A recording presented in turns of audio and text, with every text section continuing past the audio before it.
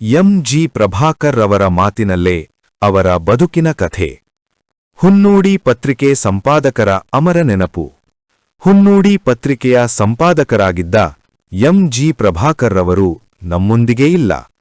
ಆದರೆ ಅವರು ಬದುಕಿದ್ದಾಗ ತಮ್ಮದೇ ಮಾತಿನಲ್ಲಿ ಹೇಳಿದ ತಮ್ಮ ಬಾಲ್ಯ, ಬಡತನ, ಹೋರಾಟ, ಪತ್ರಿಕೋದ್ಯಮದ ಪಯಣ ಈ ವಿಡಿಯೋದಲ್ಲಿ ಜೀವಂತವಾಗಿದೆ. ಇದು ಕೇವಲ ಒಂದು ಸಂದರ್ಶನವಲ್ಲ, ಪತ್ರಿಕೋದ್ಯಮಕ್ಕೆ ಅರ್ಪಿಸಿದ ಒಂದು ಸಂಪೂರ್ಣ ಜೀವನದ ದಾಖಲೆ. ಹೊಸ ತಲೆಮಾರಿನ ಪತ್ರಕರ್ತರಿಗೆ ಇದು ಪ್ರೇರಣೆಯ ಕಥೆ, ಹಿರಿಯರಿಗೆ ಇದು ಅಮೂಲ್ಯ ನೆನಪು. ಇದು ನೀವು ನಮ್ಮ ಕನ್ನಡ ಕಾವ್ಯರಚನೆಯಲ್ಲಿ ಬರುವಂತ ಮಾತು. ಅದೇ ರೀತಿ ನಾನೇನು ಹುಟ್ಟಿದಾರ ಪತ್ರಕರ್ತರಾಗಿ ಏನು ಮಹಾನ್ ಸತ್ಯಸ್ವರಕರಾಗಿ ಬರಲಿಲ್ಲ. ಆದರೆ ನನ್ನ ವಾತಾವರಣ 72, 73, 74ರಲ್ಲಿ ನಾನು ಇನ್ನೂ ಕಾಲೇಜ್ ವಿದ್ಯಾರ್ಥಿ, ಇದೇ ಕಾಲೇಜಲ್ಲಿ ಓದ್ತಾ ಇದ್ದೆ. ಅಂತಹ ಸಂದರ್ಭದಲ್ಲಿ ಕೆ ಪಟ್ಟಾಭಿರಾಮಯ್ಯನವರು, ಆಮೇಲೆ ಆರ್ ವೆಂಕಟರಾಮಯ್ಯನವರು, ಆಮೇಲೆ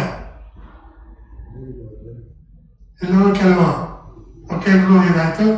ಅದೇ ಸಂದರ್ಭದಲ್ಲಿ ನಗರಗಿರಿಯಪ್ಪನವ್ರ ಮನೆಗೆ ಅವರ ತಮ್ಮ ಇದ್ರು, ಕಾಳಪ್ಪ ಅಂತ, ಎಲ್ಲ ಸೇರ್ತಾ ಇದ್ರು. ಕಾರ್ಮಿಕರ ಚಳವಳಿ, ರೈತರ ಚಳವಳಿ, ಹಿಂದುಳಿದ ವರ್ಗದ ಚಳವಳಿ, ಅತ್ಯ ಜನರ ಮುಕ್ತಿಗಾಗಿ ಚಳವಳಿ, ಈ ತರ ಸುಮಾರು ವಿಚಾರಗಳು ಬಂದೋಗ್ತಾ ಇದ್ರು. ಆಗ ನಮ್ಗೆಲ್ಲ 20 ವರ್ಷ, 22. ಬಹುಶಃ ಆ ವಾತಾವರಣ, ಗಾಳಿ ನಾವು ಕಲ್ಸ್ಕೊಂಡು ಬರೀಲಿಲ್ಲ, ಕಾಲು ಮಾಡಿಸೋದಿಲ್ಲ, ಅಥವಾ ಶಾಂತವರಿ ಗೋಪಾಲ್ ಗೌಡರು ಓದಲಿಲ್ಲ, ಮಧುಲಿ ಅವರು ಓದಲಿಲ್ಲ, ರಾಮನವರು ಲೋಹಿಯವರು ಓದಲಿಲ್ಲ. ಆದರೆ ಅದನ್ನೆಲ್ಲ ಓದಿದ್ದಂತ ಹಿರಿಯರ ಜೊತೆಯಲ್ಲಿ ಅರ್ಧ ಗಂಟೆ ಆರ್ ವೆಂಕಟರಾಮಯ್ಯನವರ ಇದೇ ಬೆಳ್ಳಂಬರಿ ಹೋರಾಟ ಅಂತ ರಂಗಿರಪ್ಪನವ್ರು ಮಾಡ್ತಾ ಇದ್ರೆ ಕರಪತ್ರ ರಚೋದಕ್ಕೆ ನಾವು ಕೈ ಕೊಡೋರು. ಸೈಕಲ್ ಅಲ್ಲಿ ತಗೊಂಡು ಅವಾಗ ತಾನೇ ಬೈಕ್ ಕಲಿತಾ ಇದ್ವಿ, ಮನೆಗಳ ಹತ್ರ ಹೋಗಿ ಹಾಕೊಂಡು ಬರ್ತಾ ಇದ್ವಿ. ಇದೇ ರೀತಿ ಆಯ್ತು. 74 ಆದ್ಮೇಲೆ ನನಗೆ ಸಬ್ ಇನ್ಸ್ಪೆಕ್ಟರ್ ಕೆಲಸ ಕೊಡ್ತಾರೆ ಅಂತ ಆಯ್ತು. ಅವಾಗ ನಾನಿನ್ನು ಡಿಗ್ರಿ ಪಾಸ್ ಆಗಿರ್ಲಿಲ್ಲ, ಬಿಕಾಮ್ ಅಂತ. ನಮ್ಮ ತಂದೆ ಕಿವಿ ಬಿದ್ದಿದ್ದೆ, ಏನಯ್ಯ ಸಬ್ ಇನ್ಸ್ಪೆಕ್ಟರ್ ಕೆಲಸಕ್ಕೆ ಹೋಗ್ತೀಯ? ಅವನಪ್ಪ ಅಂದೆ. ಅದೇನಾಗಿತ್ತು ಏನೋ ಅಪ್ಪನಿಗೆ ಕಾಕಿ ಬಟ್ಟೆ ಹಾಕೊಂಡು ಮನೆ ಬಾಗಿಲು ಕರ್ಕೊಡ್ತಿದ್ದ. ಏನೋ ಅರ್ಥ, ನಾನು ಯಾಕೆ ಅಂತ ಕೇಳಿಲ್ಲ.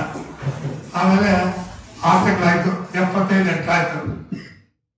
ತುರ್ತು ಪರಿಸ್ಥಿತಿಯಲ್ಲಿ ಕರಪತ್ರಗಳನ್ನ ಹಾಕಿದ್ರು, ತುರ್ತು ಪರಿಸ್ಥಿತಿ ವಿರುದ್ಧವಾಗಿ. ಅವಾಗ ಅವ್ರ ಗಾಳಿಗೂ ಸಾಕಾಗಿತ್ತು. ಅದು ಹಾಗೆ ಸ್ವಲ್ಪ ನಿಜಕ್ಕೆ ಬಿಜೆ ಮನೆಯಲ್ಲಿ ಅಪ್ರೆಂಟಿಸ್ ಆಗಿ ನೇಮಕಾಯ್ತು. ಅಲ್ಲೇ ಒಂದು ರಾಮಚಂದ್ರಪೇಟೆ ಆಗ್ರಿಕಲ್ಚರ್ ಕಾಲೇಜಿನಲ್ಲಿ ಮನೆ ಮಾಡ್ಕೊಂಡು ನಾವು ಮುಂದೆ ಈಗಲೂ ಕನ್ನಡಪುರದಲ್ಲಿ ಚಂದ್ರಪಾಠ ಇದ್ದಾರೆ ಇತ್ತಾಗಿ ಅಲ್ಲೇ ಬಹಳ ದೊಡ್ಡ ಸ್ಯಾಲ್ರಿ ಕೊಡೋರು. 1,30,000 ಕೊಡೋರು ನನಗೆ. 1,30,000 130 ರೂಪಾಯಿ ಕೊಡ್ತಾ ಇದ್ರು. ಮನೆಯಿಂದ ನಮ್ಮ ತಾಯಿ ಅಕ್ಕಿ ಊಟ ತಂದು ಅಕ್ಕಿ ಹಾಕಿ ಕೊಡೋರು. ಅದನ್ನು ಮಾಡ್ಕೊಂಡು 1.25 ವರ್ಷ ಆಯ್ತು. ಅಂದ್ರೆ 76 ಬಂತು. 76 ಬಂದ್ಮೇಲೆ ಒಂದಿನ ನಮ್ಮ ಮಾವ ಕಂಟ್ರಾಕ್ಟ್ರು ನಮ್ಗೆ ಸ್ವಲ್ಪ ಇಲ್ಲೆಲ್ಲ ಜಮೀನುಗಳು ಅದು ಇದು ಬಾಗಿಲ ಹತ್ರ ಆರಲ್ಲಿ ಹತ್ರ ಸ್ವಲ್ಪ ಜಮೀನಿತ್ತು. ಜಮೀನು ನೋಡ್ಕೊಳ್ಳೋ ಅಂತ ಕಳ್ಸಿದ್ರೆ ಸರಿಯಾಗಿ ನೋಡ್ತಾ ಇರಲಿಲ್ಲ. ಆಮೇಲೆ ಪರ್ಮನೆಂಟ್ ಮಾಡಿದ್ರೆ 430 ರೂಪಾಯಿ 450 ಕೊಡ್ತಾರೆ ಅಂತ ಊಟ ಮಾಡ್ಕೊಂಡು ಮನೇಲಿ ಇಲ್ಲ. ನಮ್ಮ ಈಗ ಎಟ್ಕೊತಾವ ನಾವು 130 ಕೊಡ್ತಾವ್ರೆ. ಎಕ್ಸೆಪ್ಟ್ ಮಾಡ್ತೇನೆ ನಾನು ಅಷ್ಟೊತ್ತು ನಾನು ಕಾಂಟ್ರಾಕ್ಟ್ ಕೊಡ್ತಾ ಇದ್ದೆ. ಈಗ ಎಕ್ಸೆಪ್ಟ್ ಮಾಡ್ತೀಯ ದಿವಸ ಕರೆಗಾದ್ರು ಒಂದು 50 ರೂಪಾಯಿ ಮಾಡ್ತೀನಿ. ಹುಡುಗರು ಹಾಕೊಂಡು ಸಿನಿಮಾ ಹೋಗೋದು, ಹೋಟ್ಲಿಗೆ ಹೋಗೋದು, ತಿನ್ನೋದು, ಬಾಸ್ಕೆಟ್ ಬಾಲ್ ಆಡೋದು, ಕ್ರಿಕೆಟ್ ಆಡೋದು, ಆಗಿರೋ ಬೇಷನ್ ಜೊತೆನಲ್ಲಿ ಆಟಗಳು ಆಡೋದು. ಇದು ಮಾಡ್ತಾ ಇದ್ವಿ. ನಮ್ಮ ಬಾಳ ಬಳ್ಳ ಅಂತ ಹೋಗೋ ಕಾಂಟ್ರಾಕ್ಟ್ ಮಾಡಿಸು, ಇಲ್ಲ ಯಾವ್ದಾದ್ರು ಕೆಲ್ಸಕ್ಕೆ ಸೇರ್ಕೊ, ಪೊಲೀಸ್ ಕೆಲಸ ಅದೆಲ್ಲ ಬೇಡ.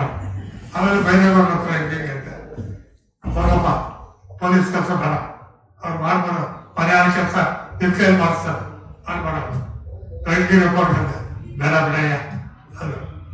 ಹೀಗೆ ಸ್ವಲ್ಪ ದಿವಸ ಆಯ್ತು. ಅಷ್ಟೊತ್ತಿಗೆ ಕೋಲಾರ ಪತ್ರಕ್ಕೆ ಅದೇ ಟೈಮ್ನಲ್ಲಿ ಈ ಪ್ರಜಾವಾಣಿ ಕೆಲವು ಸ್ನೇಹಿತರು ಸಿಕ್ಕೋದು, ಬಿ.ವಿ. ನಾಗರಾಜ್ ಇರ್ಬೋದು, ಇದು ಬೇರೆ ಬೇರೆ.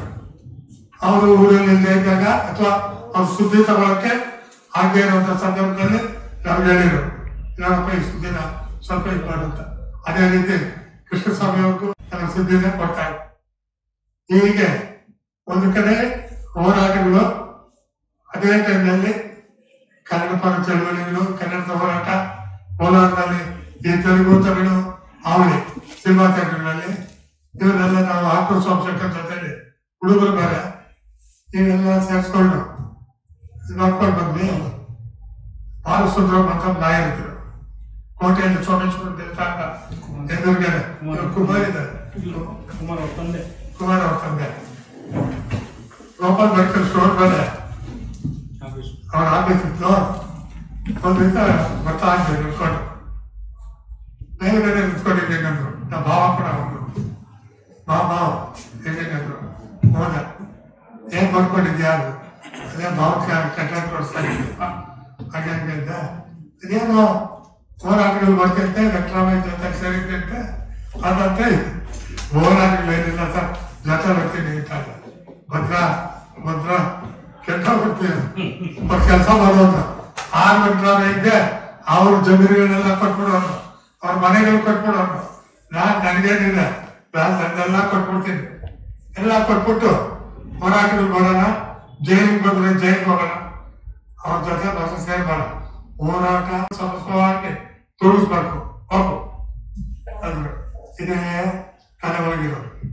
ಹೀಗೆ ಕೆಲವು ಕಾಲ ಈ ಸಣ್ಣ ಪುಟ್ಟ ಹೋರಾಟಗಳು ಅದು ಇದು ಎಲ್ಲ ಮಾಡಿಕೊಂಡು ಕೋಲಾರ ಪತ್ರಿಕೆ, ಕೋಲಾರ ವಾಣಿ, ಕನ್ನಡಪ್ರಭ, ಸಮೃದ್ಧ ಕರ್ನಾಟಕ, ಪ್ರಜಾವಾಣಿ, ಇದ್ರ ಮಧ್ಯದಲ್ಲಿ ಪ್ರಜಾಮತ, ಬೆಂಗಳೂರಿನಲ್ಲಿ ಜನವಾಣಿ, ಸಾಧ್ವಿ, ಹೀಗೆ ಪತ್ರಿಕೆಗಳಿಗೆ ಸಣ್ಣ ಪುಟ್ಟ ಬರೆಯೋರು ಬರೆದ್ರೆ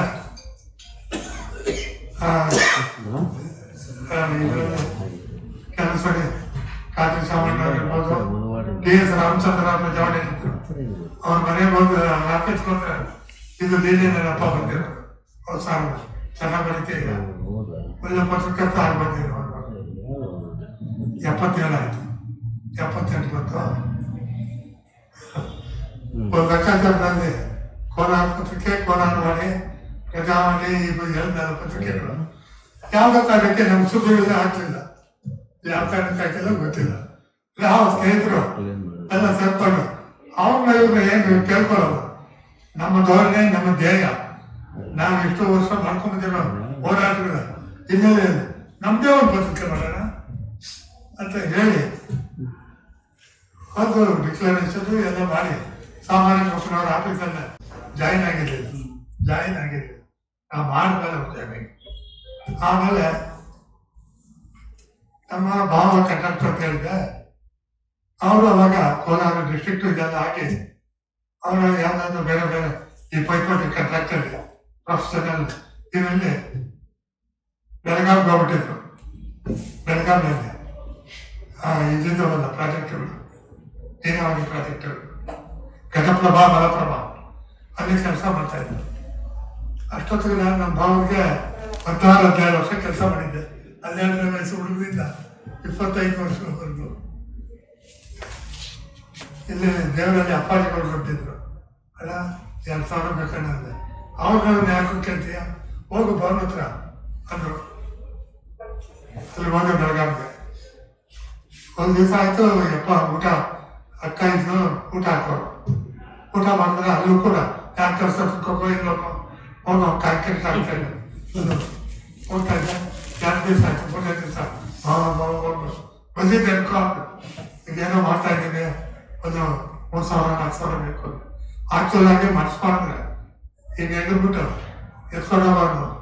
ಅದ್ಯಾಕೋ ಭವಿಷ್ಯ ಏನು ಮಾಡೋಕ್ಕೋದು, ಈಗ ಪೇಪರ್ ಮಾಡ್ಬೇಕು ಅಂತ ಕಾಂಟ್ರಾಕ್ಟ್ ಮಾಡಿಸ್ತೀನಿ ಇನ್ನು 10,000 20,000 ಕೊಡ್ತೀನಿ, ಪೇಪರ್ ಮಾಡ್ತೀನಿ ಅಂದ್ರೆ ಹೌದಾ?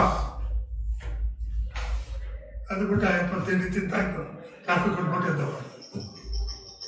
ನೋಡಿದ್ರೆ ನನ್ನ ಜಾಬಲ್ಲಿ ಇಲ್ಲ ಪಾಪ ಕಾಂಪ್ಲೇಟ್ ಕೂಡ ಅವರೇ ಇದೆಯ ಅಂದ್ಬಿಟ್ಟು ಅಂದ್ಬಿಟ್ಟು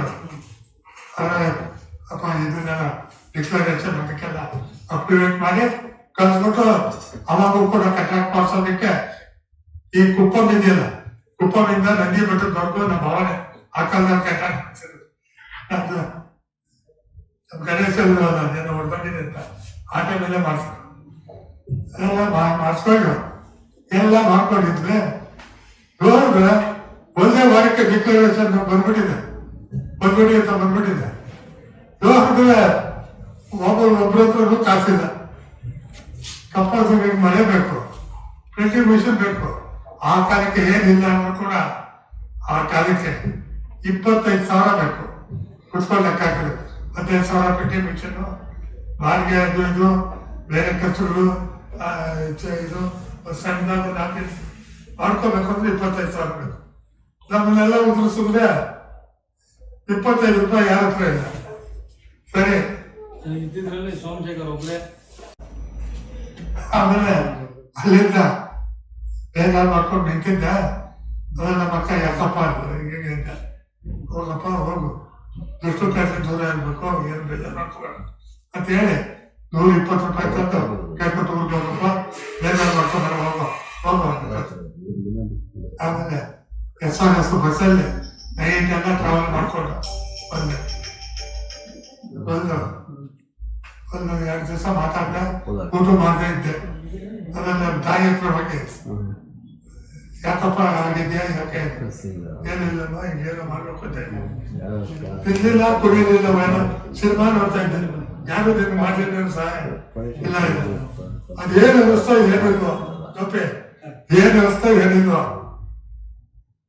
ಹೋಗಿ ಏನೋ ಬೀರು ಇರ್ತಾರೆ ಮನೆಯಲ್ಲಿ, ಬೀರು ಬಿಡ್ತಾ ಇದ್ರು ನಮ್ಮಮ್ಮ. ಏನೋ ಬಿಡ್ತಾಳೆ ಅಂದ್ರೆ ಅಯ್ಯಪ್ಪ ಆಕ್ಚುಲಾಗಿ ಅದನ್ನು ಯೋಚನೆ ಮಾಡಿಲ್ಲ, ಗೊತ್ತೂ ಇಲ್ಲ.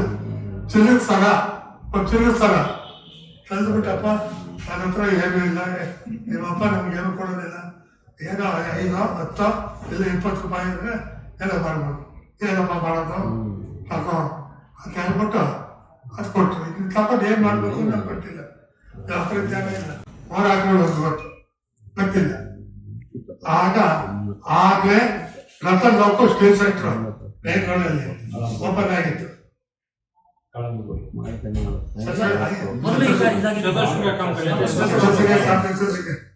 ಈಗ ಸುರೇಶ್ ಚಂದ್ ಅಂತ ಅಂಗಡಿ ಇದೆ, ಅದೇ ಸ್ಟೀಲ್ ಅಂಗಡಿ ಅಲ್ಲಲ್ಲ ಸರ್, ಇಲ್ಲಿ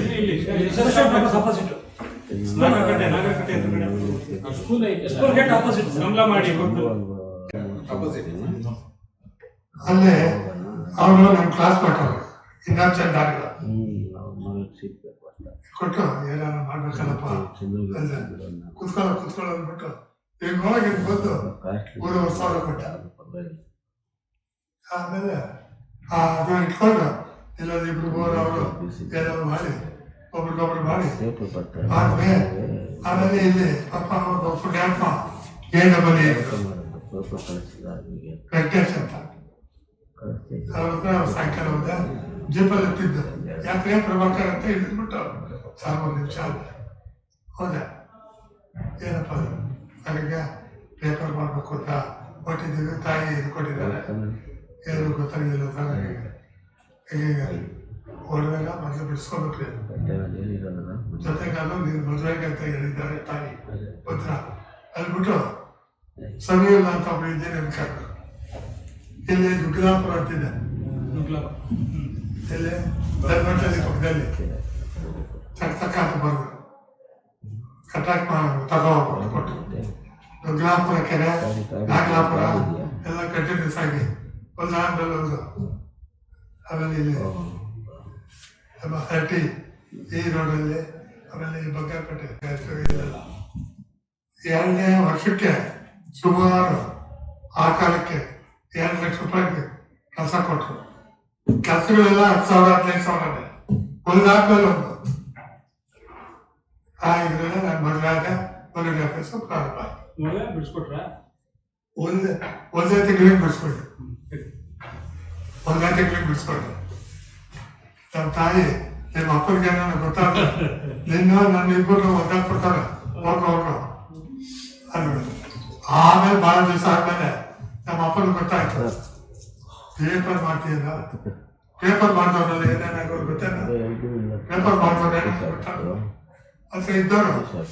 ನಾನು ಮದುವೆ ಆಗಿ ಎಲ್ಲ ಆಗಿ ಎಕ್ಸ್ಟೆನ್ಷನ್ ಇದ್ದೆ. ಈ ರೈಲ್ವೆ ಹೋರಾಟ, ಆ ಹೋರಾಟ, ಈ ಹೋರಾಟ, ನೀರಾವರಿ ಹೋರಾಟ ಎಲ್ಲ ಇದ್ದೆ. ಬಂದ್ರು ಊಟ ಮಾಡಿದ್ರು ಸ್ವಲ್ಪ ಮಲಗಿದ್ರು.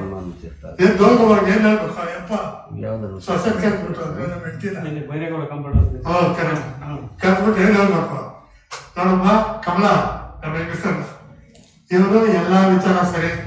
ನಮ್ಮಪ್ಪ ಒಬ್ಬ ಇದ್ದ, ಅವನು ಇದೇ ಗುಣ, ಊರ್ ಗುಪ್ಕಾರಿ ಮನೆಗ್ ಬಾರಿ. ಇವ್ನ ನೀನು ಇದ್ರಲ್ಲಿ ನಮ್ದ ನಿನಗೆ ಮಕ್ಕಳಿಗೆ ಕೈ ಚುಪ್ ಕೊಟ್ಬಿಡ್ತಾನೆ ಹುಷಾರು ಅಂತ ಹೇಳ್ಬಿಟ್ಟು ಆಮೇಲೆ ಆ ಕಾಂಟ್ರಾಕ್ಟರ್ ಕೂಡ ನಾನು 78ರಿಂದ 90ವರೆಗೂ ಮಾಡಿದೆ. ಯಾರೋ ಹಿಂಗೆ ಒಂದ್ ಸ್ವಲ್ಪ ಬೇರೆ ಬೇರೆ ತರ ಎಲ್ಲ ಇಲ್ಲೇ ಬಂದೆ ಮಾತಾಡ್ಕೊಂಡು ಯಾಕೆ ಅಂದ್ಬಿಟ್ಟು 90-91ರಲ್ಲಿ ಕಾಂಟ್ರಾಕ್ಟರ್ ಬಿಟ್ಬಿಟ್ಟೆ. ಆ ನಂತರ ಹೊನ್ನಡಿ ಪತ್ರಿಕೆ ಚಂದ್ರಶೇಖರ್ ಇಂದ ಈಗ ಕೆಲವು ಹೆಸರುಗಳಿರ್ತಾರೆ, ಆ ಪತ್ರಿಕೆಯನ್ನ ನಡೆಸಿದವರು ಅಥವಾ ಇವತ್ತು ನೀವೆಲ್ಲ ನನ್ನ ಗೆಳೆಯರು ಮಾತಾಡಿದ್ರು, ಈ ಎಲ್ಲದಕ್ಕೂ ನೀವೇ ಅಭಿಮಾನ ಅಂಗ, ನೀವೇ ಕಾರ್ಯಕರ್ತರು, ಇದೆಲ್ಲ ನಿಮ್ಗೆ ತರಬೇಕು. ಇಲ್ಲಿ ಒಂದೇ ಒಂದು ವಿಚಾರ ಹೇಳ್ತೀನಿ, ಏನಂದ್ರೆ ಗೌರಿಬಿದ್ದೂರು ಭಾಗ್ಯಪಲ್ಲಿಯಲ್ಲಿ ಒಬ್ಬ ಹೆಣ್ಣು ಮಗಳಿಗೆ ಅನ್ಯಾಯ ಆಗಿದೆ. ಅವಳು ಹೇಳ್ತಾಳೆ ಒಂದುಡಿ ಪೇಪರ್ ಲೇಪಿಸ್ತಾರ ಅಂತ ಕೇಳಿ. ಈ ಅವಾರ್ಡ್ಗಿಂತ ಯಾವ್ದಾದ್ರು ದೊಡ್ಡ ಅವಾರ್ಡ್ ಯಾರಾದ್ರೂ ಕೊಡ್ಲಿಕ್ಕೆ ಸಾಧ್ಯ ಇಲ್ಲ. ಅವನು ಯಾರೋ ನನಗೆ ಗೊತ್ತಿಲ್ಲ, ನಾನು ಯಾರೋ ಅವಳು ಗೊತ್ತಿಲ್ಲ, ಒಂದುಡಿ ಪೇಪರ್ ಲೇಪಿಸ್ತಾ ಬರ್ತಾರೆ. ಇದೇ ಟೈಮಲ್ಲಿ ಇಲ್ಲಿ ಕೃಷ್ಣಪ್ಪ ಅಂತ ಒಬ್ಬ ಜಾಣ ಹೇಳಿದ್ರು, ಕುರ್ಬಪಟ್ಟೆಯಲ್ಲೆಲ್ಲ ಮನೆ ಇತ್ತು ಕೇಳಿ, ಹಾಕಿಲ್ಲ ಬೇರೆ ಸ್ಟೇಟ್ ಪೇಪರ್ಗಳನ್ನು ಹಾಕಿಲ್ಲ, ಸ್ವಲ್ಪ ಕಾಪಿ ನಾವು ಆ ಪೇಪರ್ನಲ್ಲಿ ಹಾಕಿದ್ವಿ. ಇಲ್ಲಿ AC ಹತ್ರ DC ಹತ್ರ ಎಲ್ಲ ಆಯ್ತು, ಲಿಟಿಗೇಷನ್ ಎಲ್ಲ ಇತ್ತು, ಸರಿ ಆಯ್ತು. ಆ ಅಮ್ಮ ಏನ್ ಮಾಡಿದಾಳೆ, ಪೇಪರ್ ಹಂಗೆ ಇಟ್ಕೋಬೇಕಲ್ಲ, ಅದನ್ನ ಪ್ರಜಾವಾಣಿ ಕಳಿಸ್ಬಿಟ್ಟು ನಿಮ್ಮ ಪೇಪರ್ನಲ್ಲಿ ವರದಿಗಾರರು ಈ ತರ ಮಾಡಿದ್ರು ಸ್ವಾಮಿ, ಕೋಲಾರದಪ್ಪ ಪೇಪರ್ ಅವ್ರು ಹಾಕಿದ್ರು ಅಂತ ಅಲ್ಲಿ ಕಲ್ಸೋರು. ಅವರು ಆ ಪ್ರಜಾವಾಣಿ ಆಫೀಸವ್ರನ್ನ ನೀನೇನ್ ಮಾಡ್ತಾ ಇದ್ದ ಕುತ್ಕೊಂಡು ನೋಡು ಅಲ್ಲಿನ ಹೊರಗಡೆ ಪೇಪರ್ ಅಲ್ಲಿ ಬಂದಿದ್ದ, ಇದನ್ನ ಯಾಕೆ ಬರಲಿಲ್ಲ, ಇದು ಹ್ಯೂಮನ್ ಸೈನ್ಸ್ ಅಲ್ವಾ ಅಂತ ದಬಾಯಿಸಿದ್ದಾರೆ. ಇದಕ್ಕಿಂತ ಅವಾರ್ಡ್ ಯಾವ್ದಾದ್ರು ಅವಾರ್ಡ್ ಇದ್ರೆ ಈ ತರ ಈ ಪತ್ರಿಕೆಯನ್ನ ನಾನ್ ಮಾಡಿದೆ ಅಥವಾ ನಾನೇ ಅದಕ್ಕೆ ಕಾರಣ ಅಂತಂದ್ರೆ ಸರ್ವತಃ ಅಲ್ಲ. ನನ್ನ ಧೋರಣೆಗಳು, ನನ್ನ ಮಿತ್ರರ ಧೋರಣೆಗಳು, ಅವತ್ತಿನ ಕಾಲಘಟ್ಟದ ಒಂದು ಮಿಡಿಸುಗಳು ಒಂದಕ್ಕೊಂದು ತಾಳೆ ಆಯ್ತು. ಅದರಿಂದ ಈ ಪತ್ರಿಕೆ ಇವತ್ತೊಂದು ನಡ್ಕೊಂಡು ಬಂದಿದೆ. ನನಗೆ ಈಗ ಸುಮಾರು 30 ವರ್ಷದಿಂದ ಗೊತ್ತಿರೋ ಒಂದೇ ಬದುಕು, ಒಂದೇ ಕೃತಿ, ಒಂದೇ ಧ್ಯೇಯ, ಒಂದೇ ಎಲ್ಲ ಸರ್ವಸ್ವ ಆಗಿರೋದು ಪತ್ರಿಕಾ ವೃತ್ತಿ ಫಲ ಬೇರೆ ನನಗೆ ಗೊತ್ತಿಲ್ಲ. ಇದಕ್ಕೆ ನೀವೆಲ್ಲ ಕಾರಣ. ಇಷ್ಟೊತ್ತು ಅಭಿಮಾನಪೂರ್ವಕವಾಗಿ ನನ್ನನ್ನು ಅರಸಿ ಹಾರೈಸಿ ಅಭಿಮಾನಪೂರ್ವಕವಾಗಿ ಇಷ್ಟೊತ್ತು ನನ್ನ ಜೊತೆ ಕಾಲಕಾಲ ಅದೆಲ್ಲರಿಗೂ ನನ್ನ ಪತ್ರಕರ್ತರ ಸಂಘದ ಮಿತ್ರರು ಇಲ್ಲಿ ಇನ್ನೊಂದು ವಿಚಾರ ಕಟ್ಟಿ ಬೆಳೆಸಿ ಇವತ್ತಿನ ಈ ಭೌತಿಕವಾದ ಕಟ್ಟಡದ ರೂಪರೇಷೆಗಳು ನಾಳಿನ ಪತ್ರಕರ್ತರ ಬದುಕು, ಭಾವನೆ ಮತ್ತು ಎಲ್ಲದಕ್ಕೂ ಭವಿಷ್ಯಕ್ಕೆ ಬೇಕಾದಷ್ಟು ಕಾಣಿಕೆ ಕೊಟ್ಟಿರುವಂತ ಮುಂದಾದಂಥವ್ರಿಗೆ ನಾವು ಇಲ್ಲೂ ಅಷ್ಟು ಬೆನ್ನು ತಟ್ಟಿ ಅವರಿಂದ ಕೆಲಸ ಮಾಡಿಸ್ಕೋಬೇಕು. ಇದು ಕೂಡ ನನ್ನ ಮುಂದಿನ ಪ್ರಸ್ತಾವನೆ. ಗೋಪಿ ಅವರು ಕೂಡ ನನಗೆ ಒಳ್ಳೆ ಕೆಲಸ ಮಾಡಿದ್ದಾರೆ, ಒಳ್ಳೆ ಮಾತುಗಳನ್ನಾಡಿದ್ದಾರೆ. ಆಮೇಲೆ ವಾಸುದೇವ ಒಳ್ಳೆಯವರು ಒಳ್ಳೆ ಕೆಲಸಗಳು ಮಾಡಿದ್ದಾರೆ. ಇವತ್ತಿನ ಈ ಕಾಲಕ್ಕೆ ಇಲ್ಲಿ ನಿಮ್ಮ ಜೊತೆಲಿ ಕಾಲಯಾಪನೆ ಮಾಡೋದಕ್ಕೆ ಕಾರಣವಾದಂತ ಈ ಪ್ರಶಸ್ತಿ ಪುರಸ್ಕಾರ ಅದರ ಕೀರ್ತಿ ಪ್ರತಿಷ್ಠೆ ಇದೆಯಲ್ಲ ಅವ್ರಿಗೆ ಸಭೆ ಎಲ್ಲರಿಗೂ ನನ್ನ ಧನ್ಯವಾದ. ಆದ್ರೂ ಕೂಡ ನೀವು ತೋರಿಸಿದಂತ ಪ್ರೀತಿ ಆಧಾರಗಳು ಅಭಿಮಾನ ಅದೇ ನನಗೆ ಶ್ರೀರಕ್ಷೆ ಅನ್ಕೊಂಡಿದ್ದೀನಿ. ನಮ್ಮ ಮುಂದೆ ಕಡೆ ಇರುವಂತ ಚಂದ್ರಶೇಖರ್ ಇರ್ಬೋದು, ಸತ್ಯರಾಜ್ ಇರ್ಬೋದು, KM ಮುನಿಯಪ್ಪ ಇರ್ಬೋದು, ಅದೇ ರೀತಿ ನಮ್ಮ ಪತ್ರಿಕೆಯಲ್ಲಿ ಕೆಲಸ ಮಾಡಿದಂತ ಎಲ್ಲ ಗಣೇಶ್ ಮತ್ತು ಎಲ್ಲ ರೀತಿ ಹೇಳ್ಬೇಕಾದ್ರೆ HM ನಾರಾಯಣ ಸ್ವಾಮಿ ಇರ್ಬೋದು, K ನಾರಾಯಣ ಸ್ವಾಮಿ ಇರ್ಬೋದು, ಜಗದೀಶ್ ನಾರಾಯಣ ಸ್ವಾಮಿ ಇರ್ಬೋದು, ಗಲ್ಬೇಡ ಇರ್ಬೋದು, ಭಾನುವಿಂದ, ಆಮೇಲೆ ಸತ್ಯನಾರಾಯಣ ಶೆಟ್ಟಿ ಶ್ರೀನಿವಾಸಪುರದಲ್ಲಿ SBI ಅವಾಗೆಲ್ಲ ಗುರುಮೂರ್ತಿ, ಆಮೇಲೆ ಹೀಗೆ ಹೇಳ್ತಾ ಹೋದ್ರೆ ಶ್ರೀನಿವಾಸ ಮೂರ್ತಿ, ಈ ತರ ಸುಮಾರು 4 ಡಜನ್ ಹೆಸರು ಹೇಳ್ಬೇಕಾಗತ್ತೆ. ಇಲ್ಲಂತ ಹೇಳಿದ್ರೆ ಕಲಿತೋದಯ ಕಾವ್ಯ ಪ್ರಯೋಗ ಪರಿಣಿತ ಮತಿಗಳು ಕನ್ನಡಿಗರ್